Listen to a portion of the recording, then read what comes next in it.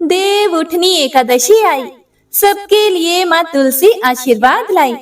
आपका घर सदा रहे खुशियों से भरा, यही है मेरे और मेरे परिवार की प्रार्थना। हरे कृष्णा। आप सभी भक्तों को देव उठनी एकादशी की हार्दिक शुभकामनाएं। हे प्रिय भक्तों, तो आइए देव उठनी एकादशी के इस पावन पर्व पर सुनते हैं एकादशी की संपूर्ण व्रत कथा और आरती। आप सभी भक्त जनों से मेरा विनम्र निवेदन है कि इन कथाओं को पूरे भक्ति भाव और प्रसन्न चित मन से पूरा अवश्य सुनिएगा। सभी एक बार प्रेम से बोलिए, गौरी पुत्र गणेश भगवान की जय, लक्ष्मी नारायण भगवान की जय। एक समय महाराज युधिष्ठिर ने भगवान श्री कृष्ण से पूछा, हे जनार्दन, हे समस्त जीवात्माओं के संरक्षक, कृपया आप मुझे कार्तिक मास की शुक्ल पक्ष में आने वाली एकादशी के विषय में भी बताइए। उसका महात्म्य क्या है, इस एकादशी का क्या नाम है तथा इसमें किस देवता का पूजन किया जाता है और इस एकादशी का व्रत करने से किस फल की प्राप्ति होती है। कृपया करके यह सब विस्तार से कहिए। यह सुनकर भगवान श्री कृष्ण बोले, हे राजन, कार्तिक मास के शुक्ल पक्ष की एकादशी को देव उठनी एकादशी कहा जाता है। इसे प्रबोधिनी या देवोत्थान एकादशी के नाम से भी जाना जाता है। मनुष्य को जो फल 1000 अश्वमेध और 100 राजसु यज्ञों से मिलता है, वही प्रबोधिनी एकादशी से मिलता है। प्रबोधिनी एकादशी के दिन व्रत करने से मनुष्य के बाल, यौवन और वृद्धावस्था में किए गए समस्त पाप नष्ट हो जाते हैं। इस एकादशी की व्रत कथा को सुनने से अपार धन संपत्ति की प्राप्ति होती है और यह एकादशी व्रत कामधेनु और चिंतामणि के समान फल देती है तथा एकादशी की पवित्र कथा को सुनने से मनुष्यों के सभी पाप और संकट कट जाते हैं और सभी मनोकामनाओं की पूर्ति होती है और वैकुंठ लोक की प्राप्ति होती है।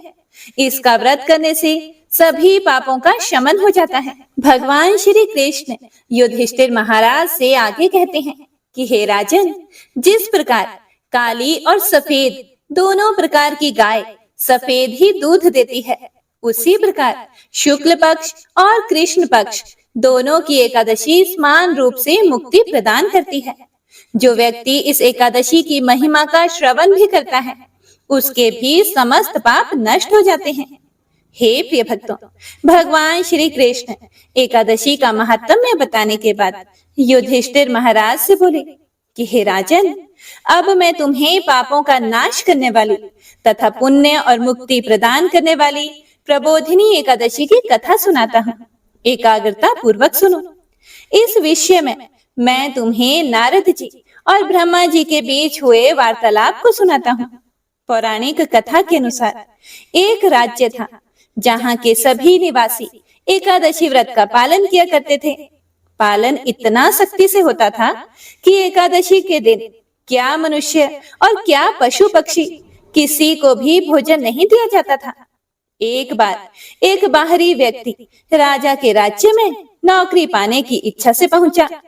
तब राजा ने नौकरी देने का वचन तो दे दिया, लेकिन एक शर्त के साथ। शर्त यह थी कि महीने में जो एकादशी आती है, उन दोनों दिन उसे भोजन नहीं मिलेगा। नौकरी के चलते व्यक्ति ने राजा की बात तो मान ली, लेकिन जब अगले महीने एकादशी आई तो राजा के कहे अनुसार उस व्यक्ति को अन्न नहीं मिला। हालांकि उसे राजा की ओर से फलाहार की सामग्री प्रदान की गई थी, लेकिन उस व्यक्ति से भूख बर्दाश्त नहीं हुई और वह राजा से अन्न की मांग करने लगा। वह राजा के सामने अन्न के लिए गिड़गिड़ाने लगा।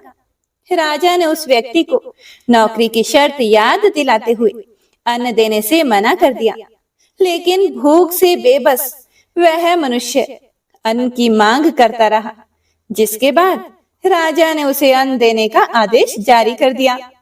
राजा के आदेश पर उस व्यक्ति को कच्ची भोजन सामग्री दी गई। अब भोजन सामग्री पाकर वह मनुष्य खुश हो गया और नदी के किनारे पहुंच गया। नदी के तट पर पहुंचते ही उसने स्नान किया और भोजन पकाने की तैयारी में जुट गया। जैसे ही भोजन तैयार हुआ, उसने सबसे पहले भगवान श्री हरि विष्णु का स्मरण किया और उन्हें भोजन पर आमंत्रित करने लगा। उसकी प्रार्थना सुनकर भगवान श्री हरि विष्णु अपने चतुर्भुज स्वरूप में पीले वस्त्र धारण किए हुए प्रकट हुए। वह मनुष्य भगवान के साथ भोजन करने लगा।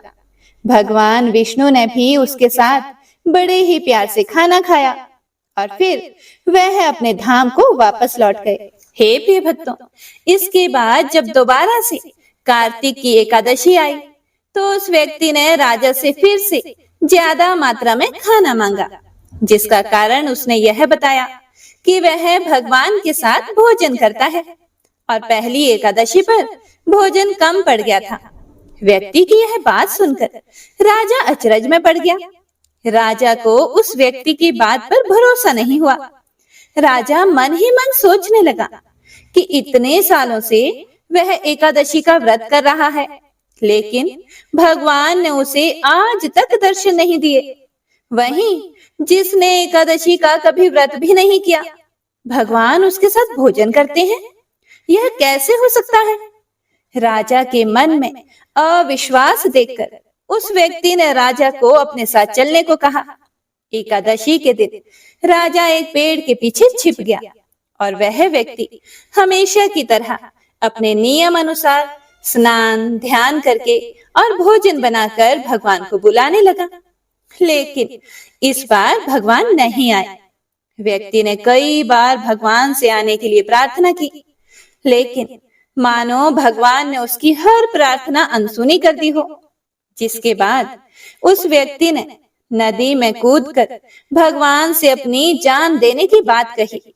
वह व्यक्ति नदी में कूदने ही जा रहा था कि तभी भगवान श्री हरि विष्णु प्रकट हो गए और उसे रोक लिया। वे उसके साथ बैठकर भोजन करने लगे और भोजन करने के बाद भगवान उस व्यक्ति को बैठाकर अपने साथ अपने धाम ले गए। राजा ने यह पूरा दृश्य छुप कर देखा और तब उसे इस बात का ज्ञान हुआ कि मन की शुद्धता के साथ ही व्रत और उपवास करना चाहिए, तभी व्रत का पूर्ण फल प्राप्त होता है। इस घटना के बाद से राजा भी पवित्र मन से व्रत और उपवास करने लगा और जीवन के अंत में एकादशी व्रत के पुण्य प्रताप से वह राजा स्वर्ग को प्राप्त हुआ। तो प्रेम से बोलिए श्री लक्ष्मी नारायण भगवान की जय। आइए अब देव उठनी एकादशी की दूसरी कथा को सुनते हैं। स्वयं भगवान श्री कृष्ण युधिष्ठिर महाराज से कहते हैं, हे राजन, एक बार एक राजा था। उसके राज्य में प्रजा हर प्रकार से सुखी थी। वह राजा भगवान विष्णु का परम भक्त था और नियम पूर्वक एकादशी का व्रत रखा करता था। और एकादशी के दिन उस राजा के राज्य में कोई भी अन्न ग्रहण नहीं करता था। यहाँ तक कि कोई भी उस दिन ना तो अन्न खरीदता था और ना ही कोई बेचता था। सभी फलाहार करते थे। एक बार भगवान ने राजा की परीक्षा लेनी चाहिए। तब भगवान श्री हरि विष्णु एक सुंदर रूप धारण करके सड़क किनारे बैठ गए। तभी राजा उधर से निकला और सुंदरी को देखकर चकित रह गया। फिर राजा ने उस सुंदरी से पूछा, हे सुंदरी, तुम कौन हो और इस तरह यहाँ क्यों बैठी हो?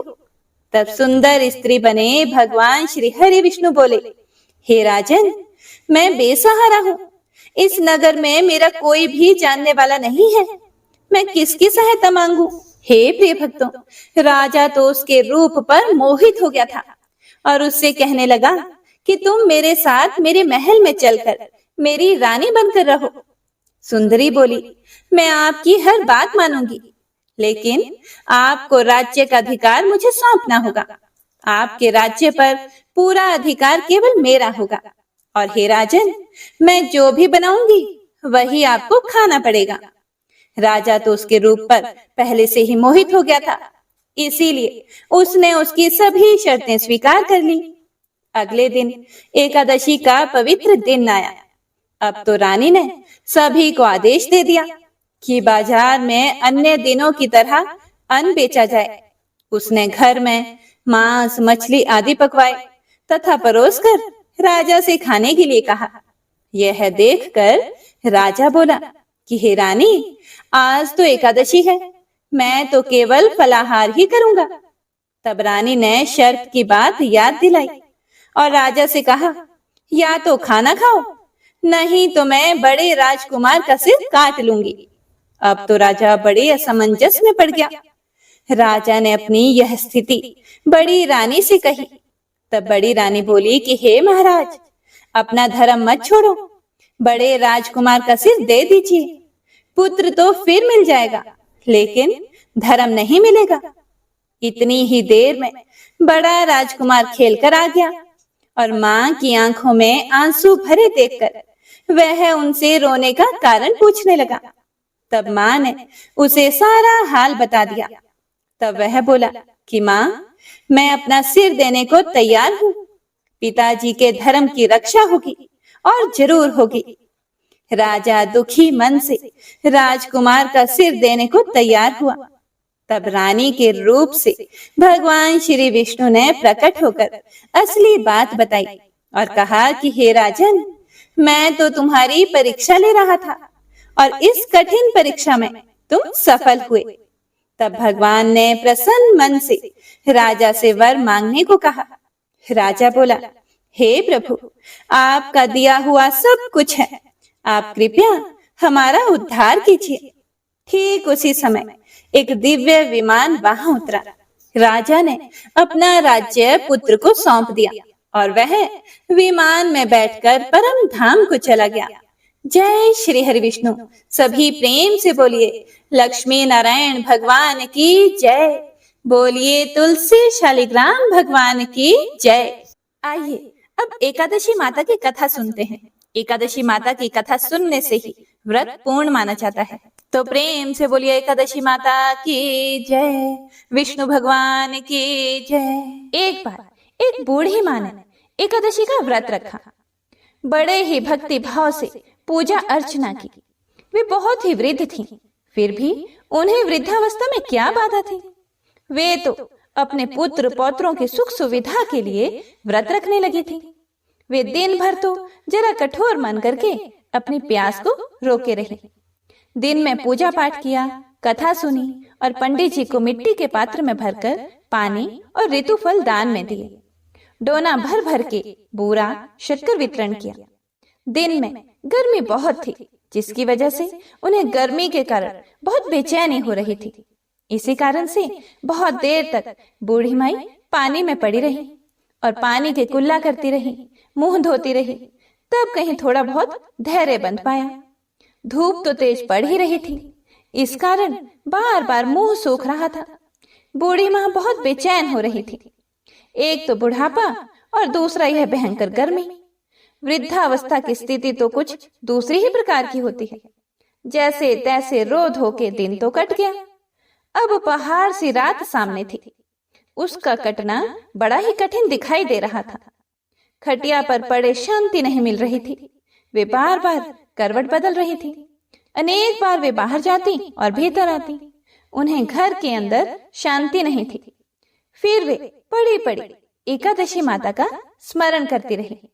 वे कहती रही कि हे माता जी, आप मेरी लाज रखिएगा, आप ही मुझे शक्ति दीजिएगा, जिससे मैं भली भांति आपका व्रत पूरा कर सकूं और यह पहाड़ सी रात शांतिपूर्वक व्यतीत हो सके। प्यास के कारण बूढ़ी माँ की बेचैनी तो बढ़ ही रही थी। उन्होंने धैर्य रखने का बहुत प्रयास किया, किंतु सहनशीलता की सीमा टूट गई और वे घबराकर एकदम चिल्ला पड़ी। बोली कि बचाओ बचाओ। अम्मा का चिल्लाना सुनकर परिवार भर के नर नारी बच्चे और पड़ोसी एकत्रित होकर बूढ़ी अम्मा की खटिया के समीप आ पहुंचे। सब ने पूछा कि अम्मा जी, आपको क्या हुआ? आप क्यों चिल्ला रही हैं? आप इस वृद्धावस्था में यह कठिन व्रत क्यों कर रही हैं? अम्मा जी, शक्ति से ही भक्ति होती है। थोड़ी ही देर में वे फिर से बोली कि अरे, हमारे तो प्राण ही निकले जा रहे हैं। मेरी छाती पर ठंडे पानी का घड़ा रख दीजिए। नातियों ने दादी की छाती पर ठंडे पानी का पात्र रख दिया। तब कहीं उन्हें थोड़ा सा आराम मिला और थोड़ी देर के लिए उन्होंने अपनी आंखें बंद कर ली। एकादशी माता ने सोचा कि यह बूढ़ी अम्मा है तो बहुत कठोर, जरा जाकर उसकी परीक्षा लेनी चाहिए। एकादशी माता आधी रात को मुर्गा बनकर टेर लगाने लगी। मुर्गा की आवाज सुनकर दादी जल्दी से उठी और बाहर जाकर आसमान की ओर देखा, किंतु आसमान में कहीं उन्हें प्रातःकालीन तारा दिखाई नहीं दिया। अम्मा सोचने लगी कि यह मुर्गा क्यों और कैसे बोल गया। उन्हें प्यास तो लग ही रही थी, थोड़ा बहुत उनका मन भी विचलित होने लगा था, किंतु अंत में उन्होंने दृढ़ निश्चय किया कि मैं अब व्रत को पूर्ण करके ही छोड़ूंगी, चाहे भले ही मेरे प्राण निकल जाए। यह सोचकर फिर वे खटिया पर शिथिल होकर लेट गई। थोड़ी ही देर में एकादशी माता ने उनकी फिर से परीक्षा लेनी चाहिए। एक छोटी सी बालिका एक गिलास में शरबत लेकर उनके सिरहाने खड़ी हो गई और जोर से बोली कि दादी जी, सवेरा हो गया है, आप हाथ मुंह धोकर शरबत पी लीजिए। पहले तो शरबत का गिलास देखकर अम्मा का मन ललचाने लगा, किंतु अचानक व्रत का स्मरण हो आया और उन्होंने सोचा कि मैं किसी भी प्रकार से अभी शरबत नहीं पी सकती हूँ, और वे शांति पूर्वक अपनी खटिया पर लेट गई। फिर थोड़ी ही देर में उन्हें ऐसा लगा जैसे किसी ने उन्हें पानी के कुएं में पटक दिया हो। वे बड़ी देर तक उस कुएं में हाथ पांव चलाते रहे, किंतु उन्होंने अपने मुंह में पानी की एक बूंद भी नहीं जाने दी और वे दृढ़ता पूर्वक अपना व्रत पालती रही। थोड़ी ही देर में ना जाने कहां से सामने आग जलने लगी, जिससे भारी गर्मी बढ़ने लगी। प्यास के कारण प्राण निकलने लगे, किंतु बूढ़ी अम्मा का कुछ भी नहीं बिगाड़ पाया। वे जहां की तहां मुस्कुराती हुई सी बैठी रही।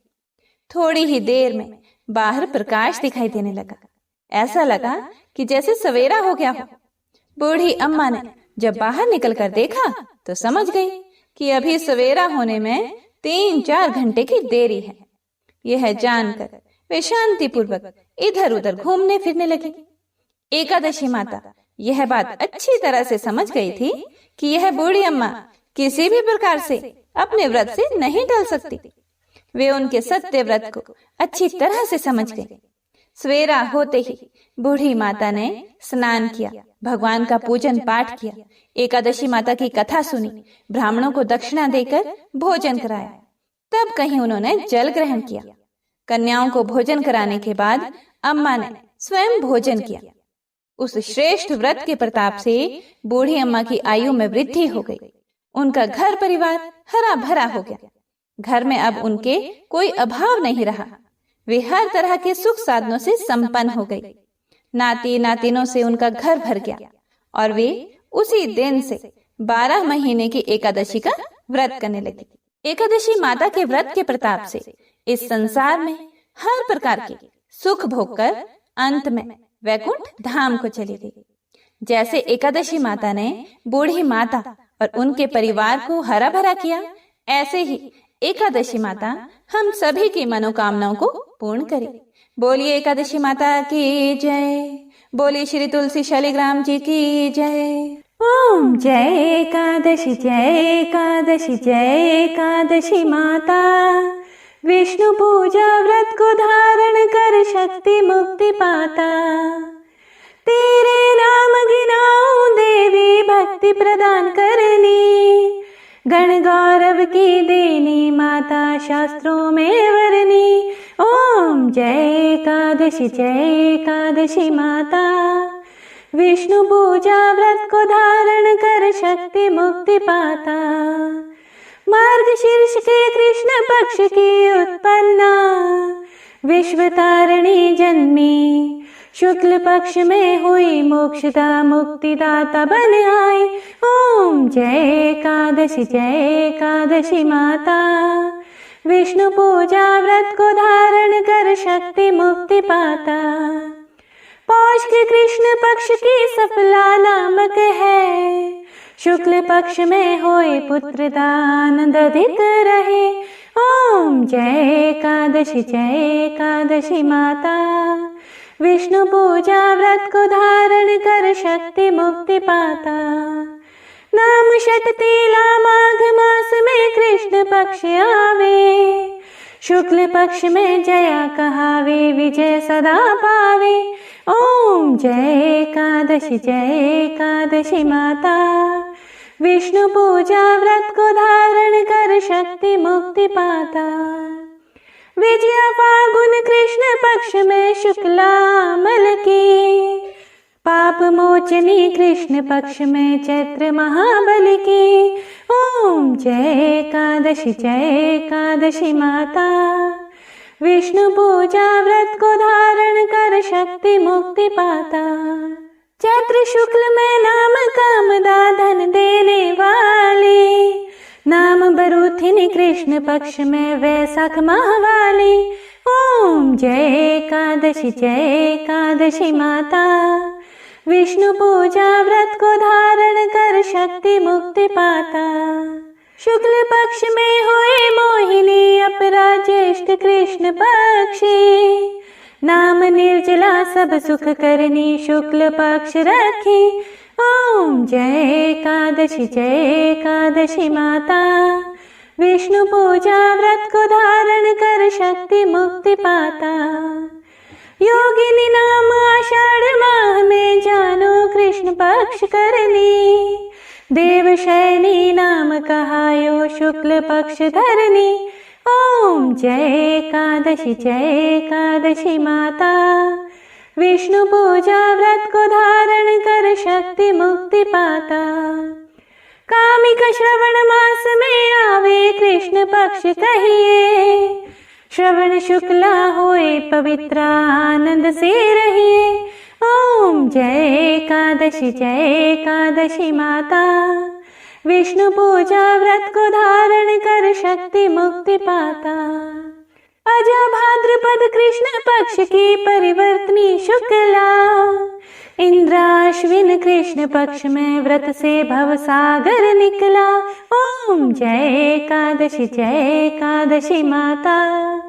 विष्णु पूजा व्रत को धारण कर शक्ति मुक्ति पाता।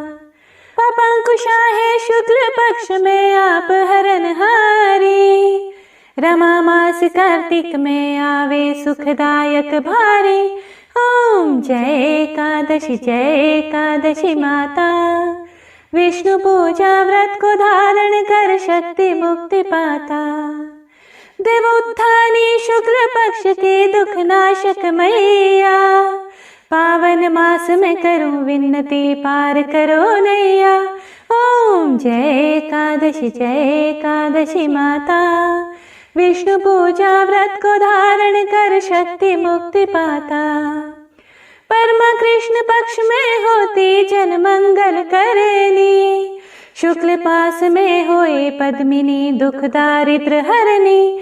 ओम जय एकादशी माता। विष्णु पूजा व्रत को धारण कर शक्ति मुक्ति पाता।